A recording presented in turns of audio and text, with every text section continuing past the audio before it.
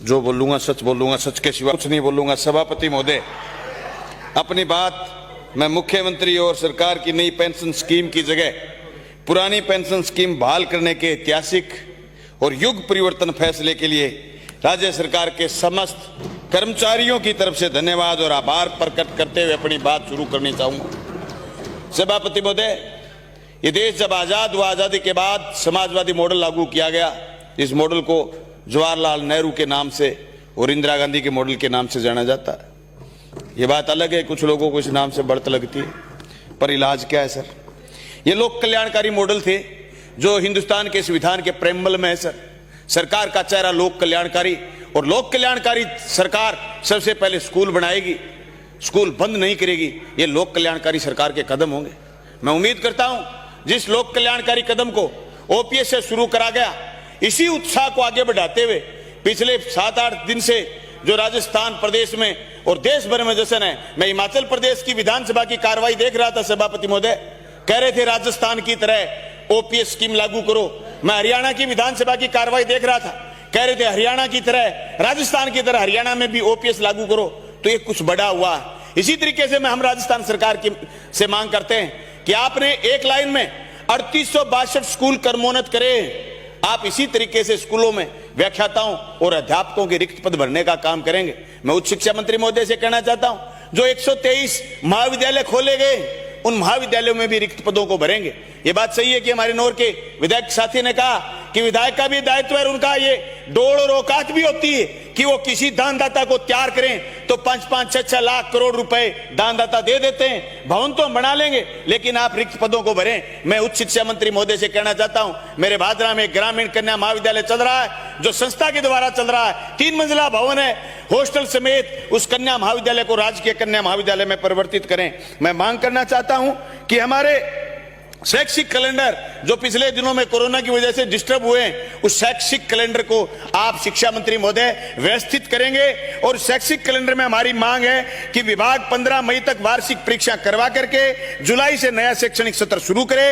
1 से 15 मई तक के 15 दिनों का सदुपयोग किया जा सके। साथ मेरी मांग यह भी है, ग्रीष्मकालीन अवकाश को थोड़ा शॉर्ट करके आप शीतकालीन अवकाश को थोड़ा बढ़ा करें, क्योंकि बीकानेर संभाग में लगातार 1 महीने तक धुंध रहती है। हमारे बच्चे और हमारे अध्यापक उस धुंध से बड़े भारी परेशान रहते हैं, जान माल का खतरा रहता है। आप इस चीज को भी थोड़ा देखने की कोशिश करेंगे। मेरी मांग है कि शैक्षणिक गतिविधियों में आप प्रार्थना सभाएं वापस शुरू करिए, अन्य गतिविधियां भी आप शुरू करिए। मैं उच्च शिक्षा मंत्री महोदय से भी चाहता हूं कि आप छात्र संघ के चुनाव भी शुरू करवाइए। मैं मांग करना चाहता हूं कि हमारे यहां जो ओपीएस की तरह ही एक जोरदार धमाका राजस्थान की सरकार करेगी। एक तो टीएसपी में जो अध्यापक हैं उनको उनके क्षेत्रों में भेजेगी। एक तृतीय श्रेणी के अध्यापकों के ट्रांसफर खोल दो जी। सारे दिन बड़ी मांग करते हैं बच्चे, छोरे और छोरियां इतनी मांग करते हैं इलाके में, जब भी जाते हैं कि हमारा ट्रांसफर कद खुलसी। मैं बीडी कला साहब ने पूछा, ओ मैं सिर्फ बुला रहा लेकिन थे पर कदम उठाओ और जवाब दो। आज शाम ने कद न कद जल्दी कर शोगे। आए हमारी मांग है सर, सभापति महोदय थोड़ा ध्यान करिए। आप स्कूलों में जैसे अध्यापकों के पद रिक्त हैं, वैसे पीटीआई के पद भी रिक्त हैं, जिसे शारीरिक दक्षता में हरियाणा से जो इलाका, पंजाब से जो इलाका लगता है, वहां पीटीआई के पद कम होने का मतलब या पद खाली होने का मतलब है विद्यार्थियों का शारीरिक दक्षता में निपुण ना होना, और दूसरा उनका मैदान पर नहीं जाना। मैदान पर नहीं जाने का मतलब है नशे की तरफ नौजवानों को जाना। इसलिए हम मांग करते हैं कि हमारे बच्चे नशे की तरफ नहीं जाएं। हम कहते हैं समाज कल्याण की जो योजना है, इसमें छात्रवृत्ति समय पर भुगतान हो, ताकि हमारी बच्चियां और हमारे बच्चे और आगे बढ़ सके। हम मांग करना चाहते हैं कि जो खाली पड़े प्रधानाचार्यों और नवसर्जित उप प्रधानाचार्यों के पद हैं, वो तुरंत प्रभाव से भरे जाएं। वेतन प्राध्यापक वरिष्ठ 2009-10 को नियमित पदोन्नति का लाभ भी प्रदान करा जाए। मैं मांग करता हूं कि इसी सत्र में मातृभाषा राजस्थानी को आप राजस्थानी भाषा का दर्जा देंगे। आपने रीट में पंजाबी का सब्जेक्ट रखा है, आपने रीट में सिंधी रखा है, आपने रीट में दूसरी सारी भाषाएं शामिल करी हैं। राजस्थानी भाषा की पूरी राजस्थान में बहुत तेजी से मांग उठ रही है। आप इसी स्तर में राजस्थानी भाषा को हमारी सरकारी भाषा के रूप में घोषित करेंगे, ऐसी हम मांग करते हैं। मेरे विधानसभा क्षेत्र की कुछ मांगों से आपको अवगत कराना चाहता हूं। हालांकि मेरी विधानसभा क्षेत्र में शिक्षा मंत्री महोदय 1 साल में 16,000 नामांकन बढ़े हैं। पिछली बार 23,000 नामांकन थे। आज मेरी विधानसभा क्षेत्र में 16,000 नामांकन बढ़ करके 39,000 नामांकन सरकारी विद्यालय में हुए हैं। जो पिछले दिनों में स्कूल कर्मोन्नत हुए उन्हीं का असर था। और अभी आपको आश्वस्त करते हैं हम कि जो अभी स्कूल कर्मोन्नत 3862 हुए, उसमें से हमारे सारे जो सेकेंडरी स्कूल सीनियर सेकेंडरी में हुए, अगली बार ये संख्या छात्रों की 60,000 पार करेंगे। जिस दिन विधानसभा के अगले स्तर में हम बैठे होंगे, लास्ट सत्र में, तो हमारे विधानसभा क्षेत्र में 60,000 बच्चे सरकारी स्कूलों में पढ़ते मिलेंगे। अभी हमारे प्रभारी मंत्री जी का हमने कार्यक्रम रखा है स्कूल खेल मैदान का। हमने हमारे एमएलए कोटे से स्कूलों में हॉल का निर्माण, स्कूलों में खेल मैदान के लिए पैसे दिए। बाबा साहब भीमराव अंबेडकर के प्रतिमा का अनावरण और स्कूल खेल मैदान का अनावरण का कार्यक्रम है। उसमें आप देखेंगे किस तरीके से विद्यार्थियों का मांग आती है। हमारे यहाँ मांग आ रही है विद्यार्थियों की कि हमारे कला संकाय के साथ साथ जिगाश्री बड़ी विद्यालय में पॉलिटिकल साइंस कला संकाय के साथ साथ एग्रीकल्चर सब्जेक्ट खोला जाए। हमारे यहाँ राजकीय उच्च माध्यमिक विद्यालय जोगीवाड़ा, जहां अभी एग्रीकल्चर कॉलेज मंजूर हुआ है, वहां और डाबड़ी में और ढीलकी और बरवाड़ी गांव में कृषि संकाय खोला जाए, जिससे हमारे विद्यार्थियों की संख्या बढ़े और हम एग्रीकल्चर कॉलेज का लुत्फ उठा सकें। सभापति महोदय, हम मांग करना चाहते हैं कि विज्ञान संकाय के रूप में मेरे विधानसभा क्षेत्र के काफी गांव हैं जो बार बार मांग कर रहे हैं। कुजी गांव है जिसमें जो बड़ा गांव है, कलाना बड़ा गांव है जो विज्ञान संकाय की मांग कर रहे हैं। रामगढ़ और नेठाना बड़ा गांव है जहां विज्ञान संकाय की मांग कर रहे हैं। मैं मांग करना चाहता हूं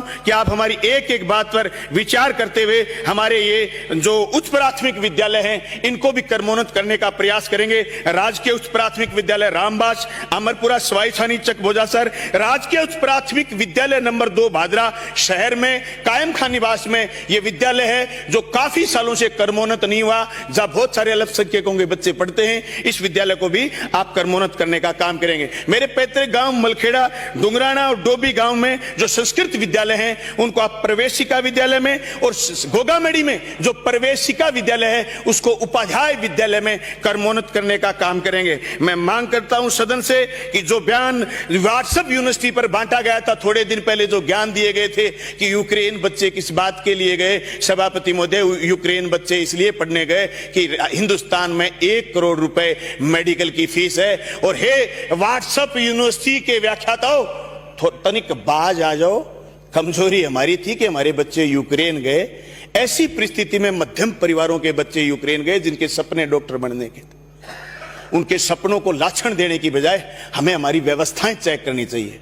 मैं किसी पार्टी का नाम लिए बगैर बात करना चाहता हूं कि हम हमारी कमियां ढांपने के लिए, ढकने के लिए कभी हमारे बच्चों को और हमारे देश के नागरिकों को ओळमा देने से बाज आए। इस देश में 70 साल में जो विज्ञान, औद्योगिकी, प्रौद्योगिकी का विकास हुआ, जो हमारे एजुकेशन का विकास हुआ, सभापति महोदय, मेरे दादाजी अध्यापक थे जो स्वामी केशवानंद के पास सिर्फ 4 साल अध्यापन का कार्य करके, और उन्होंने 9 स्कूल 9 गांव में नए खोले, जिससे हमारे स्कूलों का विकास हुआ है। ऐसे ऐसे विकास गांव में लोगों ने अपनी सिर पर तगारी ढो ढो करके स्कूल खड़े करे।